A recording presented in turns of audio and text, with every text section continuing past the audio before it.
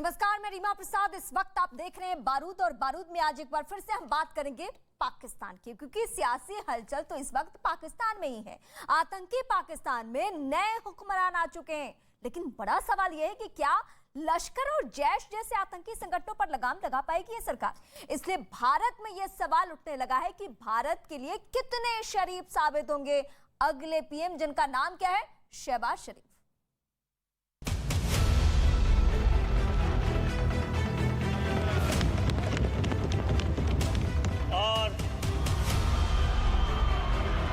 Welcome back to Purana Pakistan.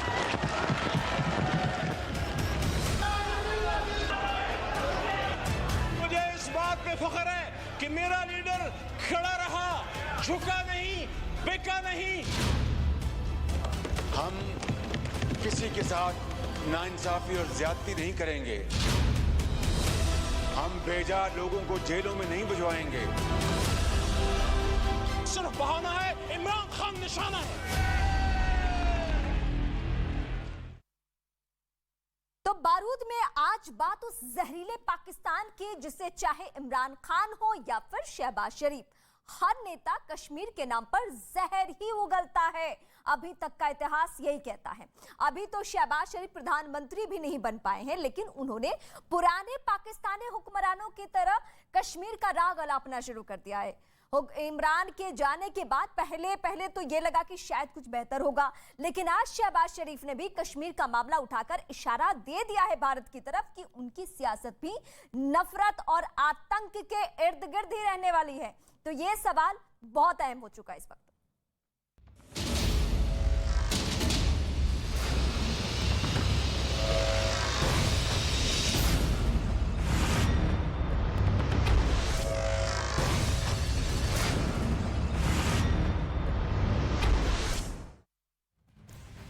तो इस बीच बड़ी खबर भी हम आपको अपडेट कर दें। शहबाज शरीफ का बड़ा बयान सामने आ चुका है। पीएम बनने से पहले शरीफ का कश्मीर दाग। कश्मीर मुद्दे का हल जरूरी है, अमन के लिए कश्मीर मुद्दे का हल हो, ये कहा है शहबाज शरीफ ने, जो कि होने वाले संभवतः पाकिस्तान के पीएम है। लेकिन पाकिस्तानी पीएम को क्या अब ये लगता है कि फिर से वो पुराना पाकिस्तान को बनाएंगे? और जब पुराना पाकिस्तान अगर पाकिस्तान कहता है, तो हमें जो समझ में आता है भारतीयों को और भारतीय दर्शकों को कि वो आतंकवादियों को पनाह देगा, वो दहशतगर्दों को बढ़ावा देगा। वो पाकिस्तान एक बार फिर से शांति से बात नहीं करेगा, बल्कि वो जो दूसरा रास्ता अख्तियार करता है वही करने वाला है। और ये सीधा संकेत कौन दे चुका है? शहबाज शरीफ ने। इसीलिए हम कह रहे हैं कि क्या भारत के लिए शहबाज शरीफ साबित होंगे? ये सवाल हर भारतीय के जहन में है, लेकिन हम सबको, यानी जो भारत में रहने वाले लोग हैं, उसे बहुत हैरानी है भी नहीं इस मामले को लेकर, क्योंकि हमें मालूम है कि सरकारें कोई भी हो, आए जाए, कुर्सी रहे ना रहे, लेकिन कश्मीर के मामले पे पाकिस्तान अपनी सियासत चमकाने के लिए लोगों को गुमराह करने का काम पहले भी किया है, इस वक्त भी कर रहा है, और आने वाले वक्त में भी जब तख्ता पलट होगा तब तक भारत के मसले को उठाकर, यानी कश्मीर के मुद्दे को उठाकर ही सियासत की जाएगी। लेकिन इस वक्त डिबेट में मेरे साथ कौन कौन जुड़ रहा है, सबसे पहले मैं उनका परिचय करवा दूं सारे मेहमानों का, और उसके बाद एक एक करके सवाल जवाब का सिलसिला में आगे बढ़ाऊंगी। नीलम इरशाद शेख पीटीआई से पाकिस्तान से जुड़ेंगे मेरे साथ। इरशाद अहमद खान नेता PMLN के, वो भी मेरे साथ पाकिस्तान से होंगे। आरजू काज़मी पाकिस्तानी पत्रकार होंगी कुछ ही देर में मेरे साथ। Major general GD Bakshi retired रक्षा विशेषज्ञ, वो होंगे मेरे साथ। और मेजर जनरल KK सिन्हा इस वक्त मेरे साथ जुड़ चुके हैं, रक्षा विशेषज्ञ हैं। सर, आपका बहुत स्वागत है। यकीनन आपने भी सुना होगा शहबाज शरीफ, जिन्होंने शपथ लिया नहीं है, बस ये संकेत वहां से मिल रहा है कि शहबाज शरीफ ही अगले पीएम होंगे। लेकिन एक बार फिर से कश्मीर का राग अलापा है। कश्मीर को लेकर ये कहा कि पुराना पाकिस्तान है हम। देखिए रीमा, सियासतें बदलती रहेंगी, पर पाकिस्तान का जो फितरत है, फितरत वो लेकर चले हैं, खास करके जो 30 साल पुराना है 1990 से, ए स्ट्रैटेजी ऑफ 1000 कट, वो है। और ये जो राग लापते हैं, जो इनके हुक्मरान हैं, वो राग लापते हैं। देखिए शहबाज शरीफ क्या कहते हैं, कश्मीर के समाधान से पहले शांति नहीं। तो मैसेज तो एकदम क्लियर है ना। बिल्कुल क्लियर है सर। आज आप प्रधानमंत्री भी ना बने और आपने राग अलापना शुरू कर दिया, कश्मीर कश्मीर कश्मीर, शांति नहीं है। तो आपने देखा terror and talk can't go together, ये तो हमारी स्ट्रैटेजी है, इनकी स्ट्रैटेजी है स्ट्रैटेजी ऑफ 1000 कट। अब तो हम कट देते हैं ना, बालाकोट हम करते हैं, पुलवामा इन्होंने किया, जब उन्होंने उरी में किया तो हमने सर्जिकल स्ट्राइक किया, उसके बाद तो इनके पैर कांपते हैं। और मतलब इस बयान से क्या संकेत मिल रहा है सर? शहबाज शरीफ कुछ वक्त के लिए पीएम है, फिर से जाना चुनाव में ही है, तो क्या पाकिस्तान की आवाम का दिल जीतने के लिए स्टेटमेंट है, या इनको अपने जो इर्द गिर्द लोग हैं उनको खुश करने के लिए स्ट्रैटेजी अपनानी पड़ी है? शहबाज शरीफ के पीछे क्या मजबूरी है इस बयान के पीछे? शहबाज साहब की जो डीप स्टेट है पाकिस्तान की, डीप स्टेट की को खुश करने के लिए वो कहते हैं कि आपका जो लाइन है, मगर शायद शहबाज शरीफ साहब को ये नहीं समझ में आ रहा है कि डीप स्टेट भी अब सोचना दूसरी तरह से सोचना शुरू कर दिया है। वो भी चाहते हैं, वो देखिए बाजवा साहब जो हैं लास्ट 1.5 साल से वो ट्राई कर रहे हैं कि भारत के साथ, जो कि उसमें जो हम इमरान खान साहब अपना पैर डालते थे, जब उन्होंने कह दिया कि नहीं फॉरेन पॉलिसी और सिक्योरिटी आर्किटेक्चर जो है पाकिस्तान का उसको मैं संभालूंगा, तो यही इसी पर हुई ना, खटपट यही हुई है।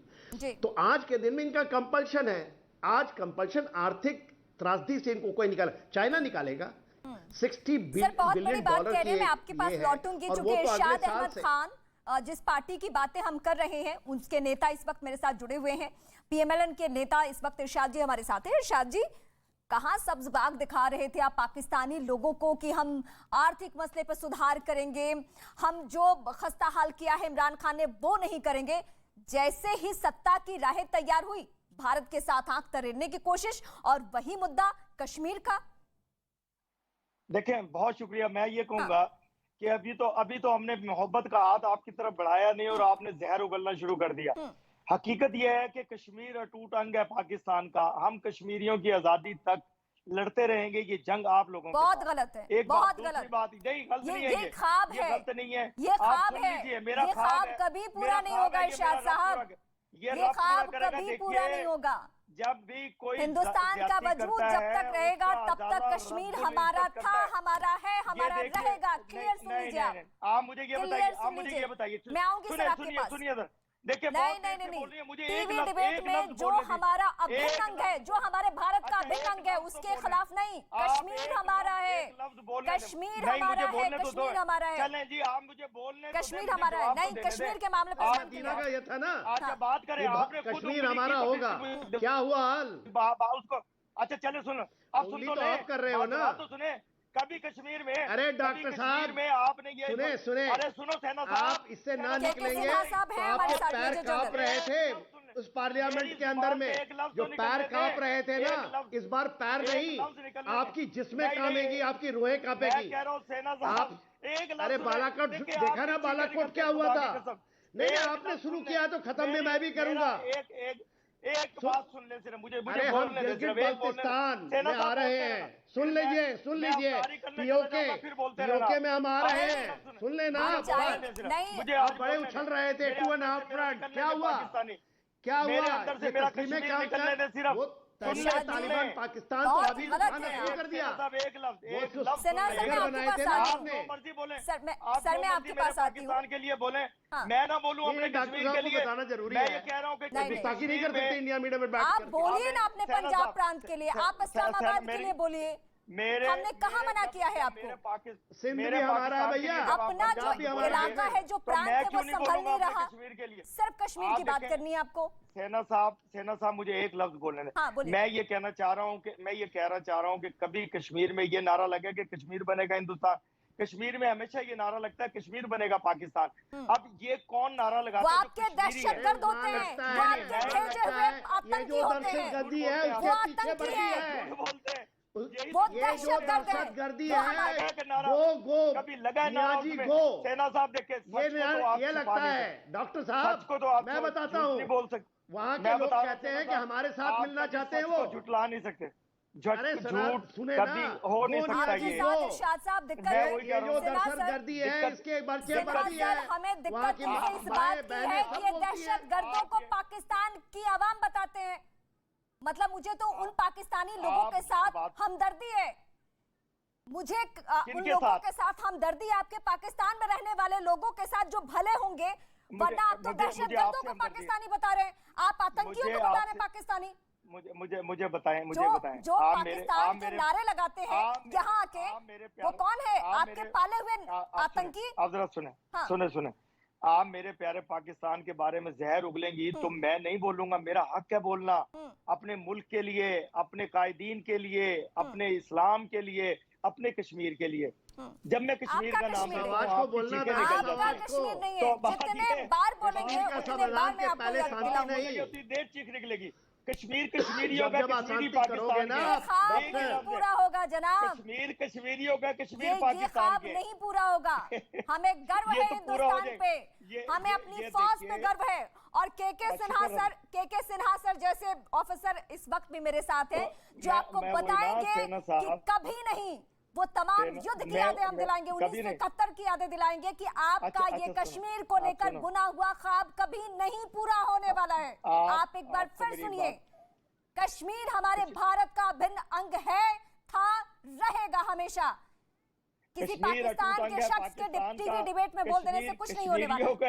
और कश्मीर पाकिस्तान अभिन्नता के अंदर में रीमा, वो हमारा गिलगिट बल्तिस्तान भी है, और इसके अलावा वो पीओके भी है हमारा अभिन्न अंग। अल्लाह की कसम, और वो हमारे पार्लियामेंट में बता दिया गया है, पार्लियामेंट में वहां की 23 सीटें खाली हैं। अभी जब जम्मू एंड कश्मीर की इलेक्शन होगी ना, उसको भी हम भरेंगे। आपको पता होना चाहिए डॉक्टर, पाकिस्तान ये चीजें आपको पता होने चाहिए। जो गिलगिट बल्तिस्तान है और जो पीओके है, फौजियों का पता नहीं है, हमारे जवानों का पता नहीं है, जिसको आपने यूएन चार्टर के अंदर कहा, यूएन ने कहा खाली करो वहां से, निकल जाओ आप वहां से। आपको बोला ना, यूएन ने बताया था, यूएन चार्टर 6 क्या कहता है? बात यह सेना साहब, आप हमारी फौज वो फौज नहीं वहाँ है के जिसकी लोग बातें करते बेचैन हैं हैं, वहाँ के लोग आना चाहते हैं, वो कहते हैं हम भारत से जुड़ेंगे। कहाँ आना चाहते हैं? और वो जो 23 सीटें थी रीमा, इसका इलेक्शन अभी होगा, जब हम करेंगे ना यहाँ पर इलेक्शन, उसको भरेंगे हम। मैं वही कह रहा हूँ कि अब हमारी आर्मी आंखों में आंखें डाल के साहब ये सच्चाइयाँ सुनते क्यों आपके? मैं वही कह रहा हूँ, मैं वही कह रहा हूँ, सामरिक तरीके से भी हम उसको लेने की कार्रवाई करते हैं। मैं वही कह रहा हूँ कि नहीं तो हमें मिलेगा ना सेंट्रल एशिया रिपब्लिक की तरफ जाने के लिए। और आपकी जो सी पैक को हम तो 2 पार्टों में बांट देंगे। बहुत बड़ी बात कही है। चाइना भी हमारे से बात कर रहा है, हम उससे थ्रू हम अपने पास निकल जाएंगे। कश्मीर पे आप बोले नहीं, और पीओके को लेकर जो सर ने कहा है ना, वो स्ट्रैटेजी तैयार हो रही है। मैं तो उस पहलू पे आना नहीं चाहती थी कि हम भारतीय कहने में नहीं, करने में यकीन रखते हैं। हम भारत के लोग कहने में नहीं, करने में यकीन रखते हैं। इसलिए पीओके को लेकर जो हमारी सरकार का स्टैंड है, जो हमारी सेना तैयारी कर रही है, उसके बारे में तो आने वाले वक्त में आपको पता चल जाएगा साहब। उसके लिए मुझे यहाँ बहुत ज्यादा बोलने की जरूरत नहीं है, और मुझे गुरूर है अपने देश पे भी और अपनी सेना पे भी। के सिन्हा सर आपको बताएंगे, बेहतर तरीके से बताएंगे कि वहाँ जो रहने वाली आवाम है, पीओके में जो रहने वाली आवाम है, वो आपको मुंहतोड़ जवाब देगी। जिस तरीके से पाकिस्तान के पूर्वी हिस्से के लोगों ने आपको जवाब दिया, आप बांग्लादेश मत भूलिए जनाब, एग्जाम्पल है आपके सामने। कश्मीर के ऊपर से कर्फ्यू हटाइए, फिर कश्मीरी बताएंगे। हमने तो बस दखल दिया, आपने इनको बता दिया।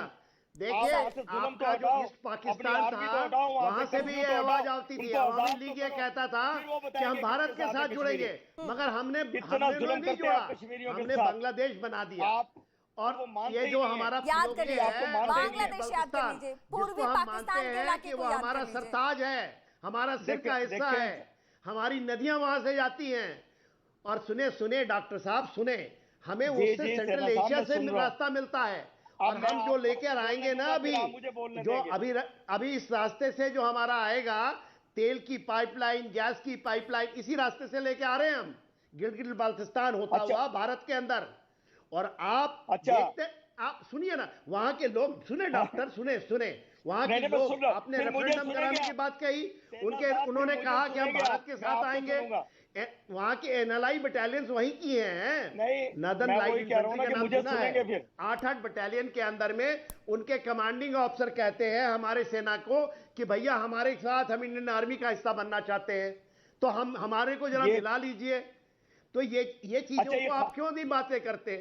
और आपने सुना आप वहां दहशतगर्दी करना चाहते थे ना, और दर्जगर्दी सेना करके साहब, उसको जोड़ना चाहते थे। सेना साहब, इमरान खान साहब, सेना साहब, इमरान खान साहब को बोला गो नियाजी गो, गो नियाजी गो बोला उन्होंने, और नियाजी चला गया। अब आया, अब जो भी आए, अब नियाजी आए, नियाजी के चाचा आए, देखिए शहबाज शरीफ आए, या जो भी आएगा वो जो बात पाकिस्तानी कुरैशी की आएगा। बात चल रही है वो आए, जो भी आएगा कौन आए? मौसम पाकिस्तान आएगा। देखिए हम जो तो भी आपको आएगा बोलते हैं पाकिस्तान से टेररिज्म मोहब्बत बंद करने वाला कीजिए, आएगा। और ये जो हम गिलगित बल्तिस्तान आपको के उस जगह जो ले बात- जाएंगे सेना जिस साहब, आप मुझे हमसे भी निकले सुन हुए लें। लोग हैं ना आप डॉक्टर। सेना साहब मुझे सुने एक मिनट। नहीं, हम सुनिए, हम सर, एक सुनेंगे, सेकंड सुन सुनेंगे, लीजिए, कौन सी नई स्ट्रैटेजी आपकी बताने बातों वाले में हैं। तथ्य हो तब सुनेंगे। आप सुन हम भारतीयों को भी सुने। थोड़ी सी सहूलियत चले। होगी, अगर इनको हम सुन चले, लेते हैं तो हम चले, भी अपनी चले। स्ट्रैटेजी चले, इनको बता सुने। देंगे अभी के अभी। बताइए बताइए चले, जरा। चले, हाँ, मुझे- रीमा सुनते हैं, सुनते हैं। ये जो सेना साहब बोलिए, ने बोलिए, ख्वाब डॉक्टर देखा रात गिलगित बल्तिस्तान का ख्वाब देखा, बेड से गिरे होंगे, जब आंख खुली होगी अपने रूम में होंगे ये, और हमारी आर्मी इनके सर पे सवार होगी गन रख के, ये इन्होंने देखा होगा ख्वाब। क्या बोल रहे हैं दूसरी आप? बात ये- क्या बोल रहे हैं? मैं मतलब मैं सही बोल रहा याद हूँ। दिला दूं, जैसे वो घुटने कह पे रहे हैं, बैठने सारे वाली बात सेना करें पे ना। भी मेरे फख्र कश्मीर करते हैं चलाएंगे, क्या? मेरे गिलगित बल्तिस्तान अरे आप बनाएंगे, तो वो हैं जो तो मैं भी सेना तो वही की बोलूंगा ना, उसका सेना जवाब- के शव मेरा तक को जवाब तो पहचानने बनता से है कि इनकार नहीं करते बनता? हैं। देखो मेरी इरशाद बहन, साहब, मेरा जवाब बनता है कि नहीं बनता? इरशाद साहब, मुझे आप ये तो अपनी बताइए, सेना को जब रिस्पेक्ट नहीं मेरे देते गिलगित हैं, हम तो बल्तिस्तान उम्मीद के भी नहीं लिए करते हैं बोलेंगे, आपसे। तो मुझे और मुझे दुनिया उम्मीद के ये युद्ध है कि इतिहास मेरी बात आप में, सुनेंगे। दुनिया के युद्ध इतिहास में मुझे- इरशाद मुझे- साहब, ये तो सिर्फ मुझे- पाकिस्तान के साथ हुआ है। घुटने पे सेना बैठ के गई है, घुटने पे अच्छा, बैठ के गई है। अभी क्या हुआ लद्दाख में आपके साथ जो मुर्गा बनाया चाइना ने, किसको आपको मुर्गा मानते बना नहीं। लिया? किसको? आप भूल जाते अरे हैं। डॉक्टर हम तो चीन इरशाद, को आप सबक लोगों सिखाते आपकी हैं। आर्मी को पाकिस्तान तो हमारे लिए कोई लद्दाख मसला ही में नहीं है। हमारी आपको फौज तो मुर्गा कहती है इनको- कि पाकिस्तान के अंदर तो हम उनके हमारे लिए कुछ चाइना टॉपिक ने ही नहीं है। छावनियां बनाई, आप माफी मांगते रहे चाइना से। इतना फर्क है ना आपका साहब, अभिनंदन आके इरशाद गिरा साहब, मेरे मुल्क इतना में, फर्क और हमने इतना मार के भारत गिराया। पाकिस्तान में फिर फासला है आप लोगों ने- कि फिर आपको आप लेकर लोगों तो ने हम माफी कभी उतनी मांगी, हमने गंभीरता से आपका- सोचते भी नहीं है। देखो यार, आप नहीं, सेना आप नहीं, शोर आप डाल के दहशतगर्द फैला रहे, भेजते मजा हैं। नहीं। आप नहीं, नहीं, दहशतगर्द भेजते तो हैं, आप भेज- और दहशतगर्द अभिनंदन के की शक्ल इर्द में गिर्द आपने सरकारें चलती है दहशतगर्द आपकी। भेजा, हमने गिराया उसको और हमने माफ किया, फिर उस दहशतगर्द को हमने उसको फूलों का हार पहना के वापस सुने किया ना। कि ये दहशतगर्द देखिए अपना रीमा, वापस ले लो। रीमा, हाँ, डॉक्टर सेना इरशाद जो बात सेना कर रहे हैं सर, उसमें कोई मुझे तथ्य नहीं है। बताइए, अभिनंदन- देखिए ये जस्कर सेना साहब, लश्कर मुझे ये तोयबा, बताइए, जैसे मोहम्मद अभिनंदन हिजबुल मेरे मुल्क में मुजाहिदीन, फूल तहरीक फेंकने आया था, तालिबान मुझे ये बताइए। पाकिस्तान, हक्कानी नेटवर्क, अरे भैया सुने, तो यार, तंजीमों का नाम गिना देता नहीं हूँ, सुनते तो आप तंजीमों नहीं का हैं। नाम गिना देता हूँ, मैं जवाब दे सिर्फ एक देना। ही नाम लूंगा। और पूरे विश्व के अंदर में ये कहते हैं तो टेररिज्म की फैक्ट्री चला रखी है। आपको एफएटीएफ को याद नहीं, ठीक है। वो आपको तो सिन्हा काट दिया सर, मैं आपके पास पैसा, आती और हूँ। आप क्या कर रहे हैं? इस वक्त बीच की मेजर कटोरी जनरल लेकर के रिटायर्ड हमारे जीडी पास ही बख्शी सर आइएगा। मेरे साथ जुड़ चुके हैं। बख्शी सर, अब ये नए नए सरकार जो गठन करने वाले हैं, ये लोग ख्वाब देखने लगे कश्मीर का। इनको हम याद दिला दें कि हम तो पीओ के मैं बिल्कुल सर, हाँ, मैं बिल्कुल साफ कहना चाहता हूँ कि पाकिस्तान में कोई भी सिविलियन मुखौटा सरकार हो, कोई भी सिविलियन फसाड हो, कश्मीर की पॉलिसी, जो इंडिया की पॉलिसी, अफगानिस्तान की पॉलिसी, सारे जो नेशनल सिक्योरिटी मुद्दे हैं, एटमी मामलात और जो चीन के साथ जो भी रिलेशंस हैं, वो पाकिस्तान की डीप स्टेट फैसला करती है। डीप स्टेट का मतलब पाकिस्तान की मिलिट्री, पाकिस्तान की ISI, the collegium of core commanders, ये इसके ऊपर वो डिसाइड करते हैं। ये इसमें कोई अख्तियार नहीं है सिविलियन सरकार का, सिवाय as a facade, as a democratic facade. 30 साल पाकिस्तान में फौज ने डायरेक्ट सरकार की तो कोई रूल हैसियत किया, फिर ही वो नहीं है। बहुत चतुर हो गए। देखो मैं आराम से सुन रहा हूं, आपकी मुझे सुनना सरकार आराम की से तो कोई सुनना। हैसियत ही नहीं है। आप, मैं वही कह रहा हूँ कि मुझे चलना सुनना, सेना के जब भरोसे मैं है, सुन रहा हूँ, सेना चले जैसे अमेरिका मैं के सुन रहा हूँ, भरोसे। अरे आपको जैसे मैं सुन आपसे रहा हूँ, अपना वैसे मुझे देश सुनना। नहीं संभलता है जनाब। नहीं, आप मुझे सुनेंगे जैसे मैं सुन रहा हूँ जनरल साहब को, बस बिल्कुल। शोर नहीं डालेंगे। ठीक है, ठीक चले है, जनरल साहब को ठीक है। बोलने दें। के सिन्हा सर बोलिए। आप भी सुनिए और जीडी बख्शी सर आप भी सुनिए। साहब कुछ बोलने वाले हैं, पाकिस्तान को लेकर कुछ बात इस बार नया बोलेंगे। हम सुन रहे हैं आपको।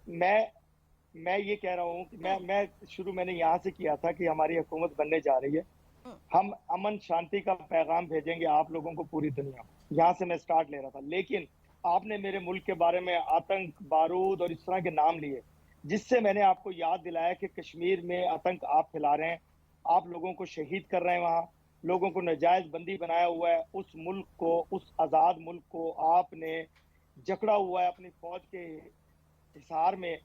वो कश्मीरियों का कश्मीर है, वो कश्मीरी पाकिस्तानी है। एक लफ्ज। दूसरी लफ्ज ये है कि ये वक्त आएगा, मैं बता रहा हूँ कि ये वक्त बदलते देर नहीं लगती।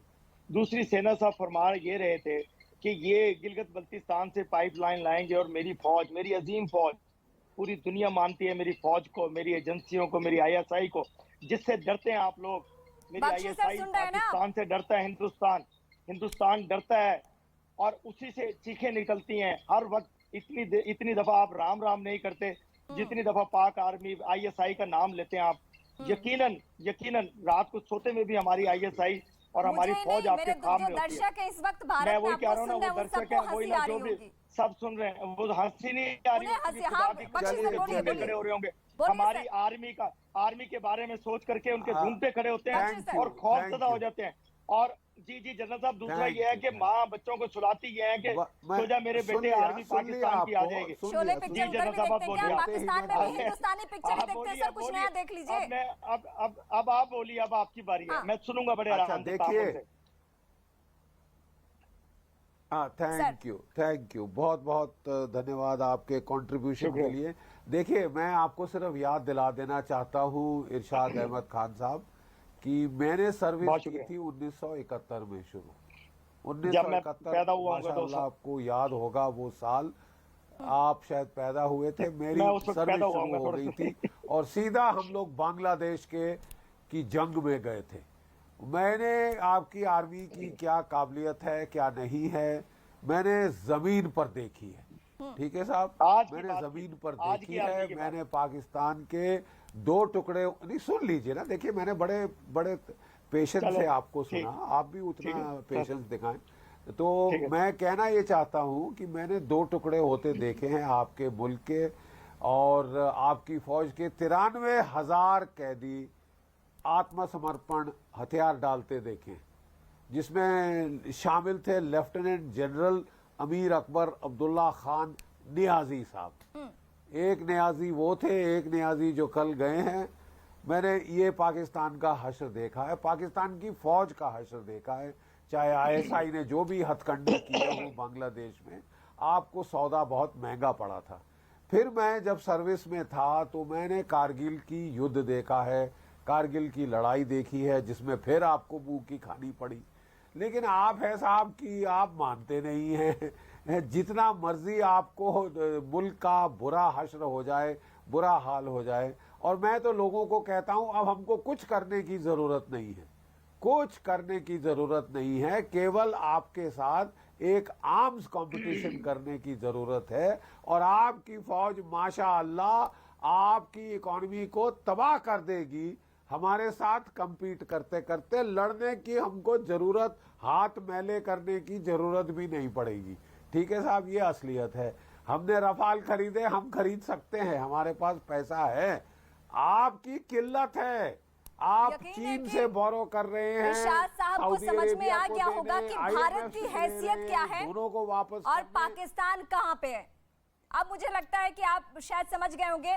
कमर चीमा इस वक्त मेरे साथ जुड़ चुके हैं, पाकिस्तानी पत्रकार हैं, और आरजू काजमी भी मेरे साथ जुड़ चुकी है। कमर चीमा, सरकार गठन हुआ नहीं, आप कश्मीर का ख्वाब देखने लगे? देखें, इस वक्त मैं आपको कहूंगा, मैच्योरिटी दिखाएं। एक नई हुकूमत आई है पाकिस्तान में। तो हम चाहते थे कि पाकिस्तान से कि वो पाकिस्तान गंभीरता दिखाए। हमें तो हंसी आ रही है कि पाकिस्तान वही प्रोपेगेंडा लेके आ रहा है। अच्छा, बात सुने ना, बात सुने। देखिए, कश्मीर जो है ना, कश्मीर वो पाकिस्तान की फॉरेन पॉलिसी की कॉर्नरस्टोन है। उसमें तो बात होनी है। आप भले कोई भी आ जाए, शहबाज शरीफ आ जाए, इमरान खान आ जाए, कोई भी आ जाए, वो तो होनी है। आपके लिए एक ऑप्शन है। ऑप्शन ये है कि अगर आप एक डिसेंट नेबर की तरह बात करना चाहते हैं तो ठीक है। अगर नहीं करना चाहते तो पंजाबी चाहते ने साड़ी कोई वेलने च बाह नहीं आई, कोई मसला नहीं ना, गल करांगे 20 साल 25 साल 30 साल। ये जनरल साहब बैठे हुए हैं, GD बख्शी साहब, ये इन्होंने अपनी पूरी जिंदगी देखी है पाकिस्तान और भारत की, कोई बात नहीं। आगे से कोई और उठेगा, सर आपकी याद आ रही है इनको? कोई बात नहीं बख्शी सर, तो कोई बात नहीं, क्या हो जाएगा? आपकी याद आ रही है इनको? कमर चीमा, बात बताएं, आपको मेरी आवाज आ रही है? हाँ बिल्कुल। नहीं, मैं बख्शी सर को याद दिला रही थी। सिन्हा सर, मैं आती हूँ, आपके पास भी आती हूँ। आसमान नीचे गिर जाएगा, आसमान गिर जाएगा, क़यामत आ जाएगी, क्या हो जाएगा? ना होगी बात। तो एक चांस है मोदी जी के लिए मोदी जी के लिए एक चांस है कि वो ये आपके चेहरे और आपके लहजे में जो मोदी जी से डर देखते हैं ना हम भारतवासी, बहुत खुशी मिलती है, बहुत सुकून महसूस करते हैं एक लीडर बनना कि भारत की मजबूत सरकार से आप खौफ खाते हैं। सुने सुने सुने भारत की मजबूत और ताकतवर सरकार से आप खौफ खाते हैं। सुने सुने और मैडम बात तो सुने ना आप, मैं कह रहा हूं अगर मोदी साहब साउथ एशिया का एक लीडर बनना चाहते हैं, वो वाकई खित्ते के लिए कुछ करना चाहते हैं, वो वाकई कोई एक माहौल पैदा करना चाहते हैं जिससे वो अपना तारीख में नाम लिखें, तो फिर मुस्बत सोचें, फिर उस तरह ना सोचें जिस तरह वो 7-7.5 साल सोचते रहे हैं। उनको एक और अंदाज से सोचना पड़ेगा, आगे आना पड़ेगा, लीडरशिप क्वालिटीज मोदी साहब को शो करनी। पाकिस्तान से हम सबको हिदायत दी जा रही है। अरे आपकी सरकार, चुनी हुई सरकार जाके गिरगिराती है कहां-कहां। भारत की विदेश नीति की तारीफ कल तक कर रहे थे, अभी सरकार का गठन नहीं हुआ तो आप भारत की तरफ देखने लगे। बख्शी सर, मुझे समझ में नहीं आ रहा है कि इन पाकिस्तानियों का वजूद क्या भारत के साथ ही रहने वाला है? भारत अगर कश्मीर पे ये नहीं बोलेंगे तो दुनिया में भी चर्चा नहीं होगी, हम भारतीय भी इनकी तरफ देखेंगे नहीं, क्योंकि देखने के लिए तो कुछ है नहीं इनके पास। बख्शी सर, ये देखिए, मैं एक बहुत अच्छी हिदायत अपने पाकिस्तान के साथियों को देना चाहता हूं कि देखिए, फॉरगेट अबाउट कश्मीर। आप चाहे रोएं, चाहे आप पिटे, चाहे आप चिल्लाएं, कश्मीर का फैसला सेटल हो गया है। एक चीज कश्मीर में रह गई है, वो है पाकिस्तान ऑक्यूपाइड कश्मीर। वो कब खाली होगा, और जो भी आपने हमारा इलाका लेके चीन को गिफ्ट कर दिया है वो कब वापस होगा, इसके सिवाय कश्मीर में कोई मुद्दा नहीं रहेगा। भारत का टारगेट पीओके क्लियर है, आप इकोनॉमी पे फोकस करें, अपनी हमें बड़ा क्लियर है, आप हिम्मत करें, फोकस करें, आप हिम्मत करें, अपनी फौज को गए लाइन ऑफ कंट्रोल तो क्रॉस करें। नई सरकार को भी यही एडवाइस होगी, आप अपनी इकोनॉमी की तरफ देखें, आप हिम्मत करें, अपनी फौज को बुरे क्रॉस करें। आए तो सही, टीवी पे बैठ के कश्मीर लेना है, टीवी पे बैठ के लेना है। आपकी जिम्मेदारी लगी हुई है कि जाए कश्मीर लेके आए, आप तो नहीं ले सकती, आप तो एक अच्छी जो जर्नलिस्ट हैं, आप तो नहीं कश्मीर ले सकती। आपको उन्होंने कहा हुआ टीवी पे जाकर शोर मचा दो। मैं आपको याद दिला सकती हूँ ना कि भारत की हैसियत क्या है, मैं आपको याद दिला सकती हूँ, मैं आपको बता सकती हूँ। अगर आप ऐसा कोई ख्वाब देख रहे हैं कमर चीमा, तो मैं आपको याद दिला सकती हूँ यहाँ से भारत में बैठकर टीवी डिबेट के जरिए कि आप ऐसा देखे नहीं ख्वाब कोई। मैं भारत की हैसियत ये है कि भारत ने अपने टीवी वालों को कहा हुआ है जाओ जाके टीवी से कश्मीर ले आओ। आजाद कश्मीर ऐसे नहीं मिलेगा, आपके फौजियों को कहना पड़ेगा। आपने देखिए हमारी फौज को हंसी आ रही है, आपको मिल गया, पता चलता है। देखिए कमर चीमा साहब, हो गया, आप हर एक जगह सेम चीज बातें बताते रहते हैं। कोई आगे तो चले, कोई आगे की थ्योरी बताएं। कमर सीमा, आपने सुना जनरल बख्शी साहब बड़े एक्सपीरियंस हमारे ऐसे अहदेदार हैं, जहां हमने आपकी फौज को देखा कारगिल वॉर के अंदर में, जब मैं पाकिस्तान में 7 किलोमीटर इनसाइड था, और अब खुले तौर पे बता रहा हूँ, हमने जो उनको भीख मांगते देखा, पैर छू करके जाने की भीख, अपने जान की भीख, हमने वो देखी है। तो देखिए हम तो घुस के आए, हम तो घुसे हुए हैं। आप सुने, आपने कहा ना, अरे आपका जवाब दे रहा हूँ, आपने कहा कि आप आके देखे ना, सुने ना, सुने, हमने ये करके देखा। आप रिटायर हो गए थे, आपको तो घर में कोई मुंह नहीं लगाता, आप टीवी में आके हमारी फौज के बारे में बातें करते हैं, ये कह रहे हैं। जब आप रिटायर हो गए थे, आपको तो डोंट वरी, मैं आपकी इन बातों से नहीं इरिटेट होऊंगा, जो सच्चाई है वो बताऊंगा। अरे साहब, कमर चीमा साहब, आप बहुत महान हैं, बहुत बड़े टीवी एंकर हैं, आपसे तो दुनिया चलती है, आपसे तो पाकिस्तान की पूरी स्ट्रेटजी चलती है। आप हमें कुछ भी बोले कि रिटायर्ड, आप क्या हो गया, सिर्फ डोंट वरी। मैं तो हैरान हूँ, कुछ जनरल लगना चाहिए ना। हैरान रहिए ना। आपने सुना बालाकोट का नाम सुना? बालाकोट में हुआ, आपका पार्लियामेंट में कहते हैं पैर कांप रहे थे, आपने कहा कि आइए, आपने बख्शी साहब को बोला कि आप आके दिखाइए। बालाकोट गए, जल साहब क्या करते हैं और बोले आपने बोला, जवाब मैं देता हूँ। अरे सुने, केवल आप क्या, आपका वर्बल एरिया, आपको चोरी करते हैं, सीना चोरी करना चाहते हैं। अरे कमर चीमा, मैं आपके पास आती हूँ। सिन्हा सर, ये डिबेट हम जारी रखेंगे, बहुत छोटे से ब्रेक के लिए रुकते हैं, लेकिन ब्रेक के बाद जब लौटेंगे तो आरजू काजमी भी पाकिस्तानी पत्रकार मेरे साथ जुड़ेंगे, और आरजू काजमी से भी हम पूछेंगे सवाल कि आखिर पाकिस्तान में जो अब सियासत बदली हुई है, वो भारत की तरफ क्यों इशारा हो रहा है कश्मीर को लेकर? बहुत छोटे से ब्रेक के लिए रुकते हैं। देख रहे हैं और बारूद में हम बात करें पाकिस्तान की, उस पाकिस्तान की जहां पे अभी सरकार का गठन बाकी है। शपथ शहबाज शरीफ ने लिया नहीं है, लेकिन याद किसकी आ गई है? भारत की आ गई है, कश्मीर की याद आ गई है। कमर चीमा, मुझे आपसे ये जानना है, अभी बीते 2 दिन पहले जब हम बातचीत कर रहे थे, आपके यहाँ तो सरकार की रही है इस बात पे कि आर्थिक मसला सही नहीं है, वहां आवाम नाराज है, विदेश नीति फेल्योर है, और जैसे ही वहां दूसरी सरकार का गठन होना शुरू हुआ तो फिर से आपने वही पुराना पाकिस्तान बनाने का राग अलाप लिया। देखें, जब एक नई हुकूमत आती है तो उनकी पॉलिसीज डिफरेंट होती हैं। पुरानी सरकार की पॉलिसी से हमें इख्तिलाफ था। हमें उम्मीद है कि जो नई सरकार है, ये पहले बड़ी दफा रूल कर चुके हैं, इन्होंने हुकूमत की है, इनको पता है भारत से कैसे डील करना है, इंटरनेशनल कम्युनिटी से, इकोनॉमी से, गुड गवर्नेंस से, मामलात किस तरह तब्दीलियां लेके आनी है। लेकिन सबसे पहले भारत का ही ख्याल क्यों आया? बेहतर होता ना कि महंगाई के लिए कुछ कह देते हैं, बेहतर ये होता कि विदेशी पॉलिसी को लेकर कुछ कह देते। पता है क्या है? हाँ। आपका पता है कि आप लोगों की तबीयत बड़ी खराब है आजकल। हाँ। कि आप कहते हैं कि जी हमारा नाम हमें तबीयत दूसरों की ठीक करने आती है। जब मुझे ये बताएं, हम तो नब्ज पकड़ लेते हैं, हमें बेहतर तरीके से इलाज करने आता है। सुने तो सही ना, और पाकिस्तान सामने हो तो हम और अच्छे से इलाज करते हैं। मैडम सुन तो लेना। हाँ। नरेंद्र मोदी साहब आए थे तो उन्होंने आते ही साउथ एशिया के लोगों को बुलाया और कहा जी कि मैं क्या कहूँ कि मोदी साहब ने आते पाकिस्तान और साउथ एशिया का क्यों पूछा?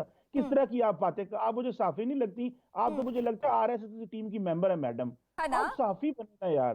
तो ठीक उसी जैसे आपको मैं ये लगती हूँ ना, तो मुझे ठीक उसी तरीके से ये लगता है कि आप भी दहशतगर्दों के मतलब इर्द गिर्द ही रहते हैं। जो मर्जी कहे मैडम। हाँ, तो इसी तरीके से तो मैं भी कहूंगी ना कि जो मर्जी आप कह लीजिए, आप तो तय करेंगे नहीं कि मैं क्या हूँ नहीं हूँ।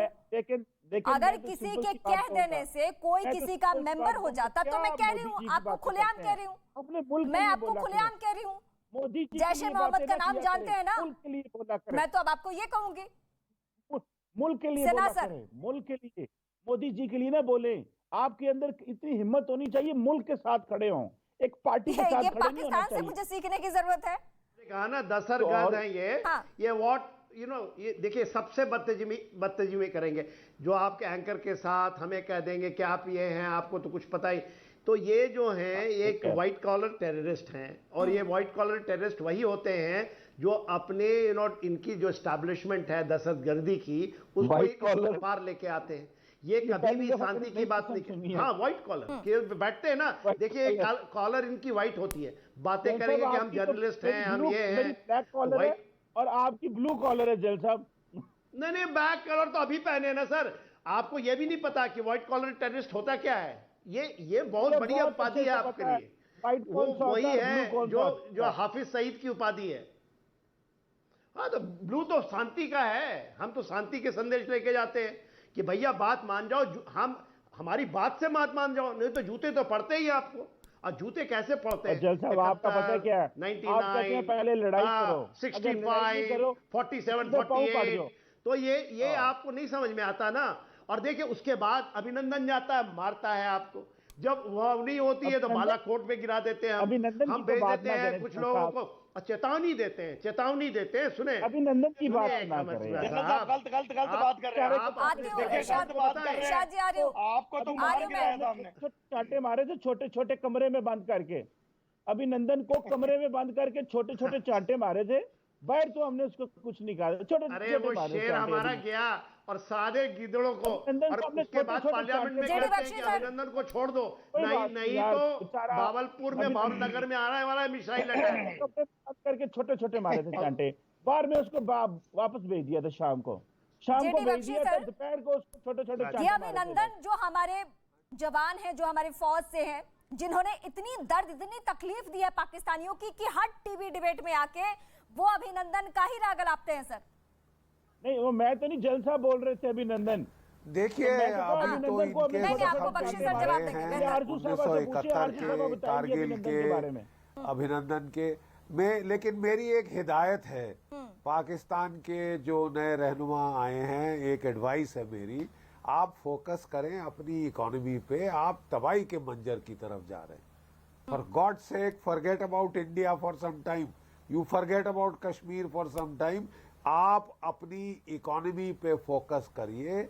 श्रीलंका में तबाही मच रही है, त्राहिमाम हो गया है, यहाँ भी इकोनॉमी की को लेकर सारा मसाइल शुरू हुए थे, वो बड़े क्लेवरली डाइवर्ट कर दिया इमरान खान साहब ने अमेरिका की तरफ, आर्मी की तरफ, और फिर अल्लाह ताला के सामने दुआएं करने लगे। अगर केवल अल्लाह ताला के सामने दुआ करते तो मैं खुश होता, लेकिन साथ में वो मुशरत बीबी के जो जिन है, मुशरत बीबी के एक हाँ सर, हाँ जी, बीबी के जो जिन हैं वो उनको वो वहां पे मैदान में उतारने लगे, और लगता है वो जिन, वो वूडू, वो विचक्राफ्ट सब फेल हो गया है।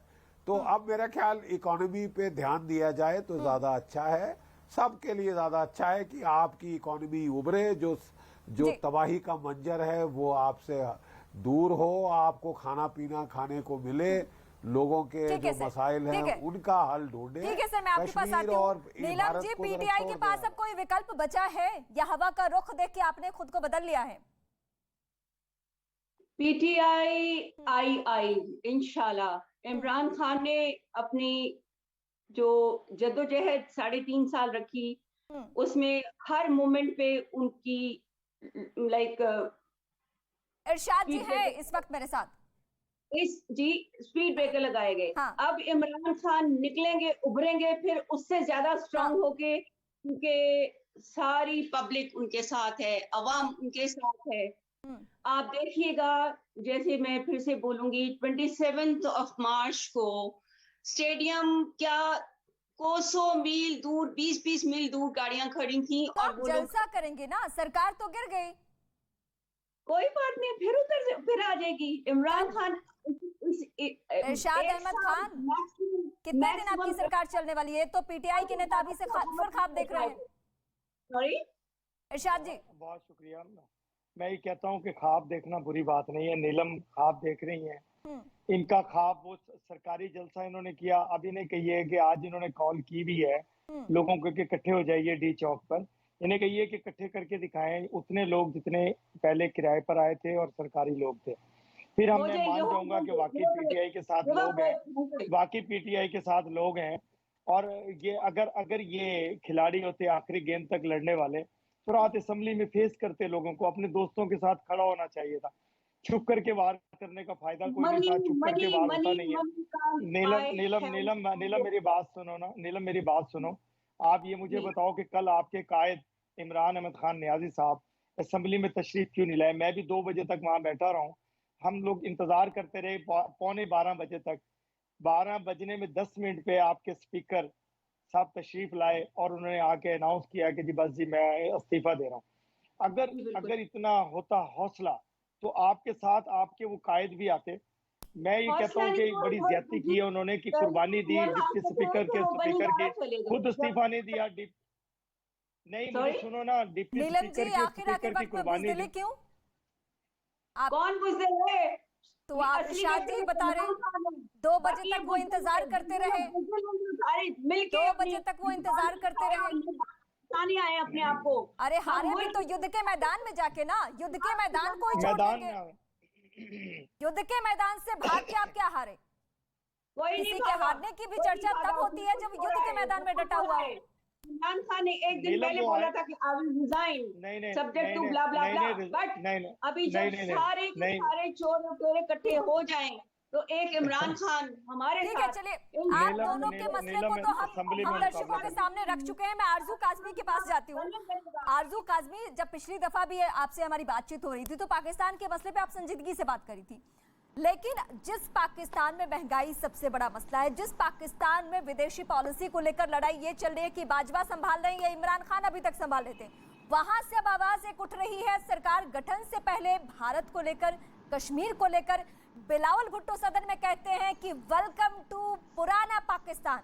ये पुराना पाकिस्तान जब कहा जाता है तो हमें दहशतगर्दी का ख्याल आता है, आतंकवादियों को पनाह देने का ख्याल आता है। आप क्या कहेंगे? नहीं, मेरा ख्याल है वो जो पुराना पाकिस्तान कह रहे हैं उसको वो टेररिज्म से अटैच नहीं कर रहे। बिलावल भुट्टो का मतलब है कि मतलब अब जो जितनी महंगाई इमरान खान के जमाने में हो गई है, जो प्रॉब्लम्स अभी इमरान खान की गवर्नमेंट में हुई है, मैं उसमें भारत से के निकल वाकई जाएंगे। से आपको वो ये समझाती बता हूँ कि रही हूँ। भारत में जब सरकार बदलती है तो न्यू इंडिया का ख्वाब देखा जाता है। और लेकिन पाकिस्तान में पुराना पाकिस्तान का मतलब क्या समझ में आ रहा है? पुराना पाकिस्तान का इतिहास हम देखेंगे तो इसी तरीके से सरकारें गिरना, सेना का बहुत हद तक प्रभाव रहना, तो पुराना पाकिस्तान में तो ये सब आ जा रहा है। और ये कश्मीर के मसले पे क्या?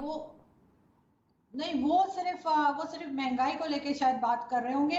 बाकी जहां तक टेररिज्म की बात है और वो है, तो इस पे तो पाकिस्तान को काम करना ही चाहिए। मैं तो हमेशा कहती हूँ, और अभी हाफिज सईद को जो इन्होंने अरेस्ट किया है, हाफिज सईद को जो सजा सुनाई है, अगर उसमें पाकिस्तान हमेशा की तरह डबल गेम ना खेले और सचमुच में उसको सजा दे, तब वो इन चीजों से आहिस्ता आहिस्ता करके निकलेगा। मैं बख्शी सर से बिल्कुल 100% एग्री करती हूँ कि पाकिस्तान को ये कश्मीर का चूरन बेचना बंद कर देना चाहिए और सिर्फ इकोनॉमी पे तवज्जो दें, इकोनॉमी के साथ अपनी बहुत बड़ी बात कही आरजू काज़मी। में करें।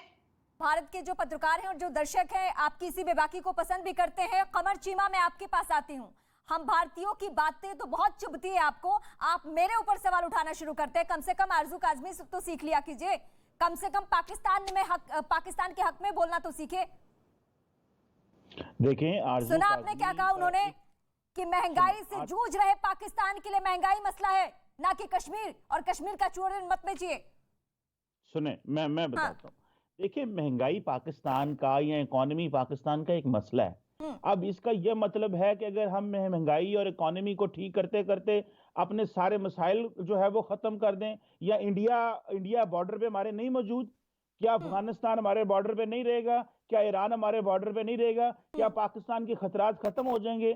अगर इंडिया की फौज इस तरह की फौज है जो पीस टाइम में जिनके हाथों से मिसाइल छूट जाते हैं, क्या हम अपनी फौज और अपनी डिफेंस एस्टेब्लिशमेंट को छोड़ दें और इकोनॉमी ठीक करनी है, इकोनॉमी हमें ठीक करनी है?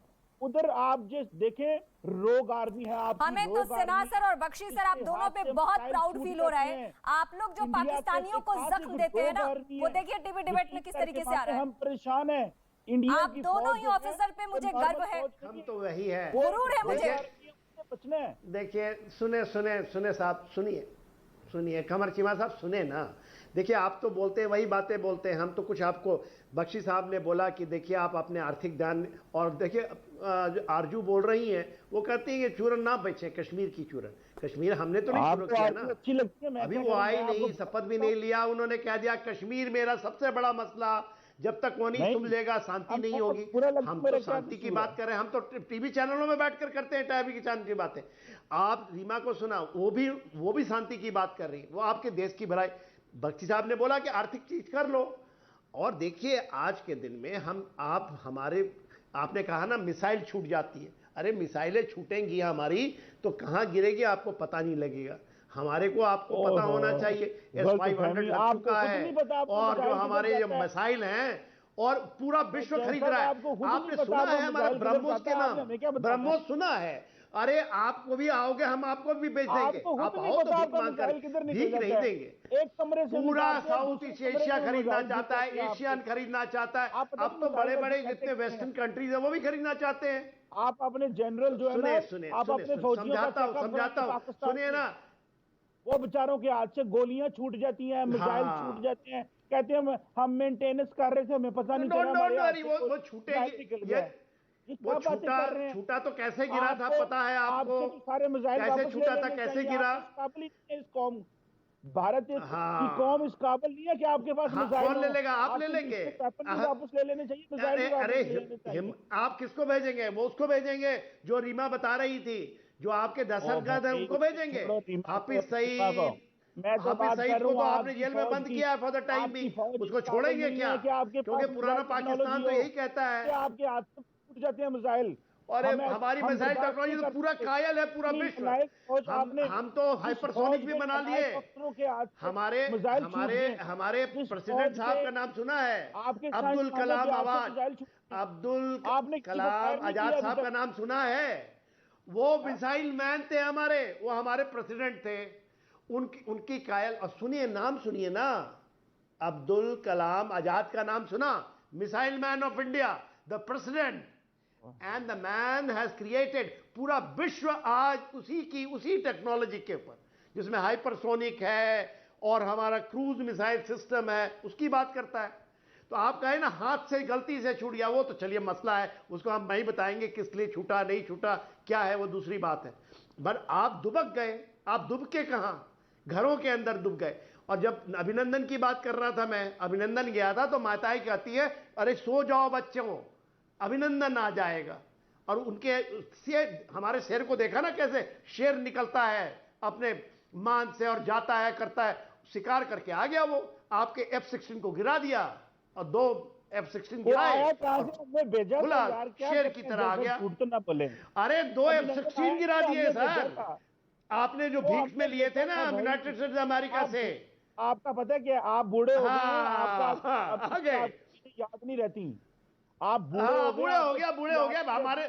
हमारे बुढ़ापे में इतने है ना कमर चीमा साहब, आप ऐसे लोगों को 10 को देख लूं मैं यार, इससे झूठ तो ना सुनिए अरे हमने बड़े देखे आपके लोगों को, अगर हम ना बेचते तो वो सड़ता रहता। हाँ, 2 F-16 गिराया, 2 F-16, वो पायलट को बेचारों को आपने कोर्ट मार्शल करके भेज दिया कि एक तो मर गया बेचारा, एक शहीद हो गया, मर गया, उसको हम शहादत बोलते हैं हम लोग। एक को पकड़ा आपने, उसकी कोर्ट मार्शल कर दी कि कैसे गिरा दिया भाई। ये तो MiG-20, ये तो यार MiG-21 हमारा ऑब्सोलीट एयरक्राफ्ट लेके गया, हमने बताया 2 मारे और वहां पर शेर की तरह वापस आया वो। और शेर, और देखिए आप ऐसे हैं, सारे कायल हैं उनके लोग। नहीं, हमने भेजा था यार, आपने भेजा, झूठ तो ना बोले। अच्छा सुने, उसके आगे की बात सुने, उसकी आगे की बात सुने। आप बात कर रहे हैं ना, आप कश्मीर की बात कर रहे हैं, आप कश्मीर की बात करें, बोलने दें, कश्मीर के लिए 47 से आपका है, मुझे बोलने दें, मुझे नहीं आपको क्या बोलने दें, व्हाइट कलर आप हमारे एंकर को कह देते हैं, आप हमारे एंकर को कह देते हैं, वो आईना दिखाते हैं आपको, क्या कहते हैं, आप आरजू से बात करें, आरजू से ये कर रहे। जी मैं ये कह रहा हूँ कि अभी क्या बोलना चाहते हैं इरशाद जी, कोई नई स्ट्रैटेजी आ गई क्या? जो मैंने बोला उसका उल्ट किया जनरल साहब ने। मैंने कहा कि अभिनंदन को ख्वाब में भी हमारी आर्मी और हमारे बच्चों के पत्थर याद आते होंगे, हमारे वो जवान याद आते होंगे जिन्होंने उसी को बचाया, बचा करके अपने कैंप में ले गए, वहां चाय पिलाई, चूरन मत बेचो, चूरन पट्टी की। अरे आप सुनो बेचते जनरल साहब, चूरन छोड़ चूरन पत्रकार हैं आरजू काज़मी, वही आपको सबक सिखा रही है, वही आपको रास्ता दिखा रही है। आप तो नहीं बोल रहे ना, की बात कर रहे हैं, आपके पार्लियामेंट में बोला गया कि हमारे तालीम देने वाले हैं, मैं नहीं बोला, वो इस्लाम की तालीम और ऑपोजिशन वालों ने नहीं, आपके ट्रेजरी हाउस से ही लोग आए और बोले अगर देखो भैया बात मान जाओ, अभिनंदन को भी छोड़ दो, सही साहब की, और बालाकोट में भी हुआ, कहीं वो के बावलपुर बावलनगर में गिरा दिया, रावलपिंडी तो है ही है, इस्लामाबाद तो है ही है टारगेट।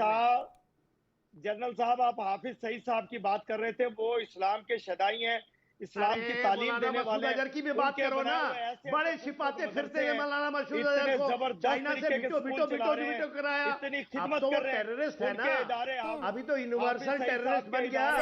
संकेत मिल चुका है कि ये जो सरकार गठन है, सरकार गठन जिसका होना है, उसका स्टैंड क्या है? आतंकियों को सपोर्ट किया जाएगा, दहशतगर्दों को पनाह दिया जाएगा, ये आपने बता दिया। शुक्र है शपथ से पहले बता दिया गया। बख्शी सर, एक्शन ले लेंगे जीडी बख्शी सर, आप उनके मदरसे ना अभिनंदन को ये भूल पाते हैं, जहां वो इदारे ना ये सारे जितने जख्म दिए गए हैं। बख्शी सर इस वक्त है मेरे साथ, अच्छी तालीम दे रहे हैं वो इस्लाम की, ये कोई जख्म नहीं भूल पाते हैं। और इस बीच क्या ये संकेत मिल चुका है कि इनका रास्ता क्या होगा, ये सरकार गठन के साथ ये क्या करने वाले हैं? इस्लाम का रास्ता होगा, हमारा रास्ता सीधा रास्ता होगा, जो हमारे नबी पाक सल्लल्लाहु अलैहि वसल्लम ने हमें बताया, जो हमें बख्शी सर है पाक ने हमें दिया। सर आप हैं फ्रेम में, बोलिए।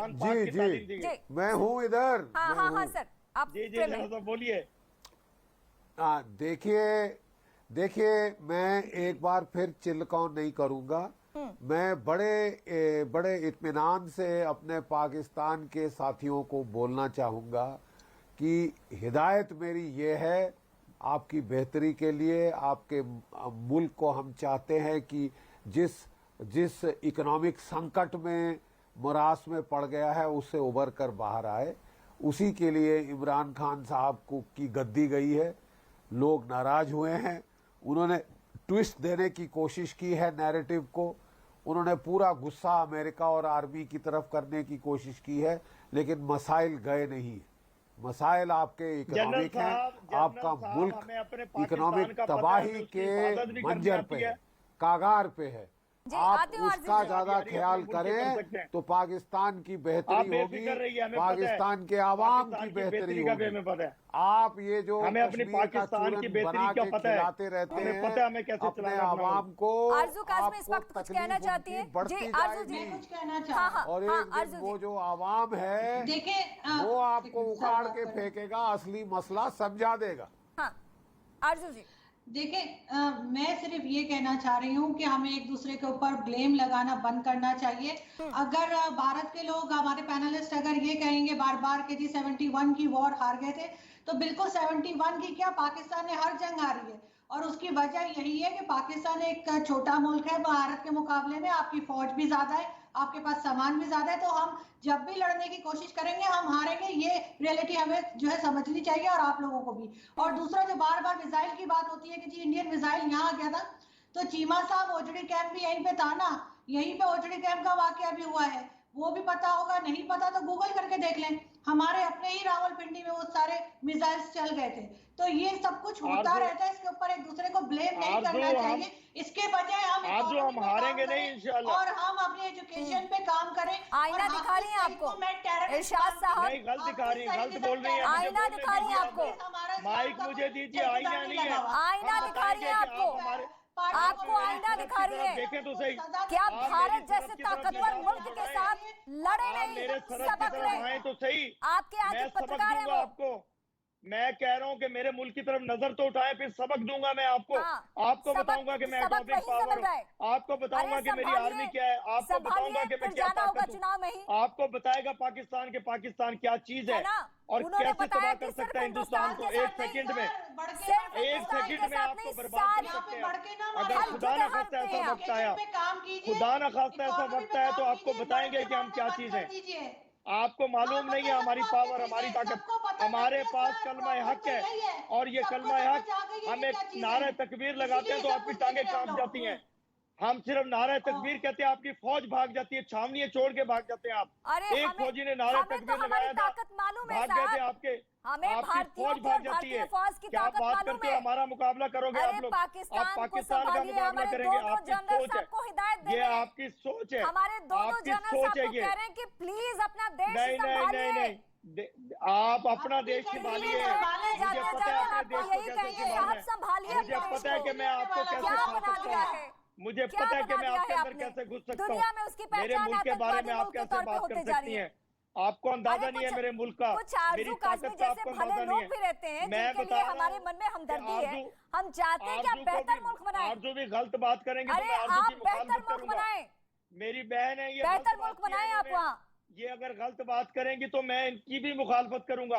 आप मेरी सरहद की तरफ देखिए जरा, मैं फिर बताऊंगा आपको मेरी सरहद पे क्या है, हम कौन लोग हैं। सिर्फ नारे तकबीर अल्लाह अकबर की आवाज आएगी, पूरी फौज आपकी भाग जाएगी। चलिए, आप सभी का बहुत शुक्रिया। ये पाकिस्तान से जुड़ा हुआ जो डिबेट है, इसमें मसले कम नहीं होंगे जैसे पाकिस्तान के मसले कम नहीं होते। फिलहाल हमें वक्त देने के लिए बहुत शुक्रिया, और जो दर्शक इस वक्त मेरे साथ जुड़े हुए थे उनका भी बहुत शुक्रिया। लेकिन इस वक्त हम आपको याद दिला दे, आपसे कुछ चंद सेकंड्स में आप देखेंगे साल का सबसे बड़ा शो, सबसे बड़ी पड़ताल।